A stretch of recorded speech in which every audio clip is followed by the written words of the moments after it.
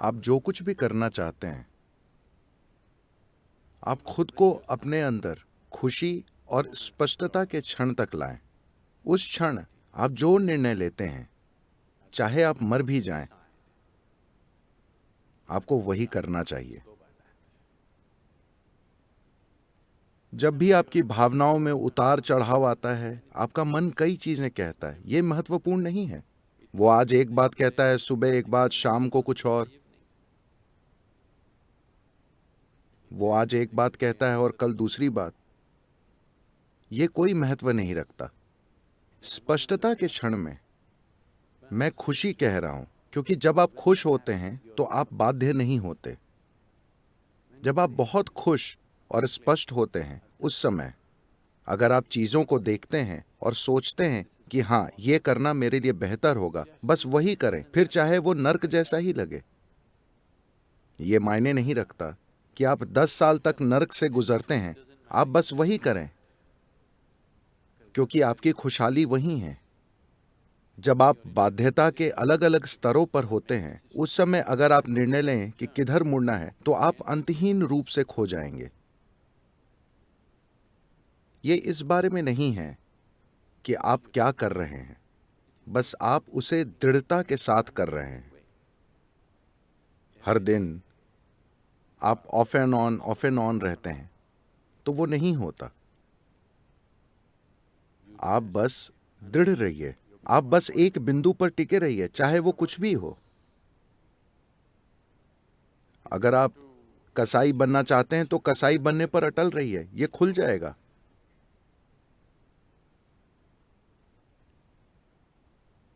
एक क्षण के लिए भी ढुलमुल मत बनिए। आपने स्पष्टता और खुशी के क्षण में जो निर्णय लिया है, बस उस पर टिके रहिए, जरा सा भी हिले डुले बिना। उससे आपको कोई वंचित नहीं कर सकता। हर दिन जब आपके विचार और भावनाएं इधर उधर उड़ते रहते हैं, आप अपना मन बदलते रहते हैं, आप गोल गोल घूमते रहेंगे, अंतहीन रूप से गोल गोल घूमते रहेंगे। क्योंकि जो अक्सर दिशा बदलता है, साफ है कि उसे कहीं भी जाने में दिलचस्पी नहीं है ना? आप जानते हैं कि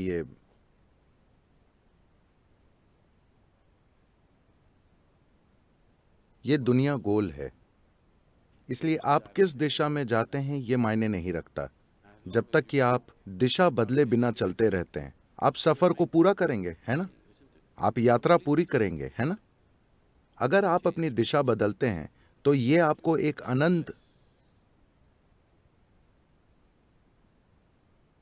हमेशा खोए रहने की एक अंतहीन स्थिति में डाल देगा।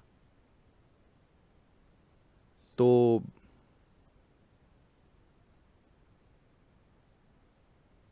अगर आप वहां होना चाहते हैं, वहां रहिए, कोई समस्या नहीं है।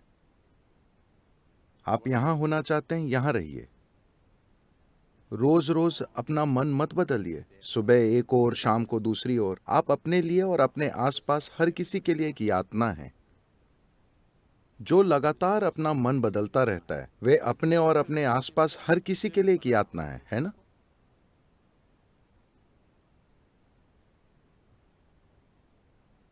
अभी आप सोच रहे हैं कि कल मैं अपना योग करूंगा।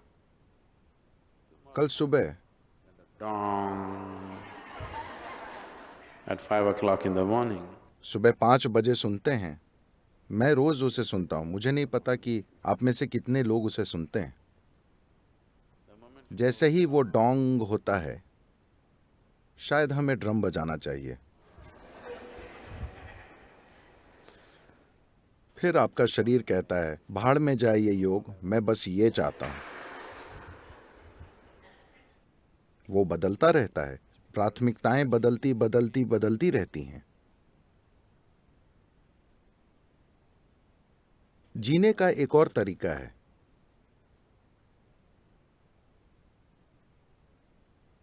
जहां आपके जीवन की सबसे बड़ी खुशियां, आपके जीवन के सबसे बड़े सुख ऐसे लगेंगे जैसे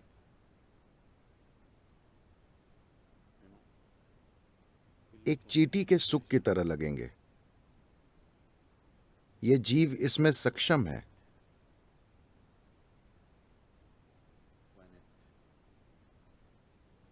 जब बात शरीर और दिमाग की आती है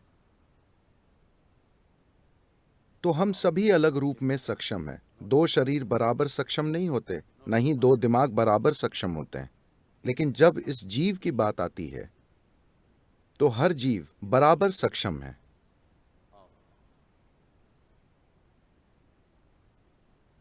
अपने भीतर अस्तित्व को समेटने में। वैज्ञानिक कहते हैं कि यह लगातार फैल रहा है, उसे कैसे समेटना है, यही सारी सुंदरता है। That which is endless, that which is eternal. जो अंतहीन है, शाश्वत है, जो असीम है और जो लगातार फैल रहा है, उसे इस जीव में समेटा जा सकता है। इस मामले में दो जीव अलग अलग क्षमतावान नहीं होते, हर जीव बराबर सक्षम होता है। ऐसा इसलिए नहीं होता क्योंकि आप दिशा बदलते रहते हैं। जब भी आपको एक छोटा सा कोना मिलता है जो आरामदेह है, आप वहीं रहने की कोशिश करते हैं। This so-called getting civilized has become a इस सभ्य होने की कोशिश ने आध्यात्मिक प्रक्रिया को बहुत बड़ा नुकसान पहुंचाया है।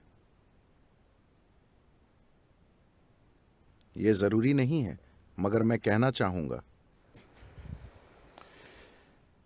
क्योंकि अगर आप नोमैड होते, आप नोमैड का मतलब जानते हैं? इसका मतलब है कि आप मैड नहीं हैं।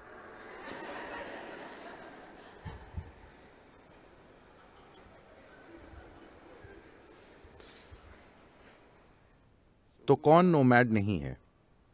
जो मैड है। जो मैड यानी पागल है, वो टिक जाता है। जो मैड नहीं है, वो चलता रहता है, कहीं भी ठहरता नहीं है। जैसे ही हम नोमैड होना बंद हुए, तो हम सुरक्षा और कुशलता के एक पागलपन में पड़ गए।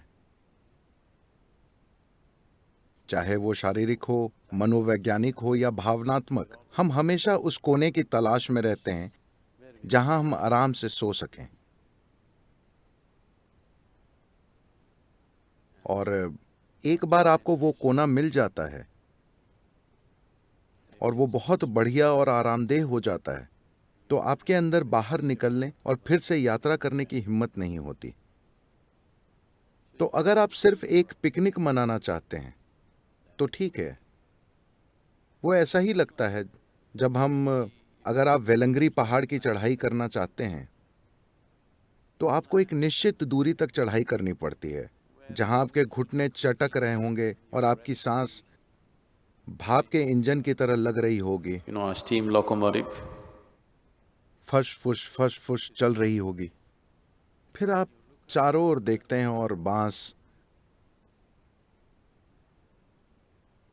खूबसूरत चट्टानें, आपके आसपास के बांस और सब कुछ बहुत शानदार लगता है। घाटी इतनी सुंदर है। What is the purpose? एक और कदम उठाने का मकसद क्या है? यह शानदार है, बस। आपका दिमाग आपसे कहता है, बस यही है। मैं जगह की सुंदरता पर सवाल नहीं उठा रहा हूं, मैं वहां मौजूद होने के सुख पर सवाल नहीं उठा रहा हूं। मगर अभी ये तर्क आया है, ये नया तर्क आपके अंदर आया है, सिर्फ इसलिए क्योंकि आपके फेफड़े एक स्टीम इंजन की तरह काम कर रहे हैं और आपके पैर एक जंग लगी बैलगाड़ी की तरह आवाज कर रहे हैं। तो नया तर्क आएगा। क्या आप देखते हैं कि हर बार आप जिन अलग अलग स्थितियों में पड़ते हैं, सुविधा या असुविधा की अलग अलग अवस्थाओं में पड़ते हैं, तो आप एक नया तर्क गढ़ लेते हैं? क्या आपने इस पर ध्यान दिया है? जैसा कि कहा जाता है, जब आप छात्र होते हैं तो हर कोई कम्युनिस्ट होता है। जैसे ही आपकी शिक्षा पूरी होती है और आपको नौकरी मिलती है, आप समाजवादी बन जाते हैं। और शादी होते ही आप पूंजीवादी हो जाते हैं। आपकी नई स्थितियों, सुविधा या असुविधा के अलग अलग स्तरों के अनुसार तर्क के नए स्तर आएंगे। तो ऐसा होता रहता है।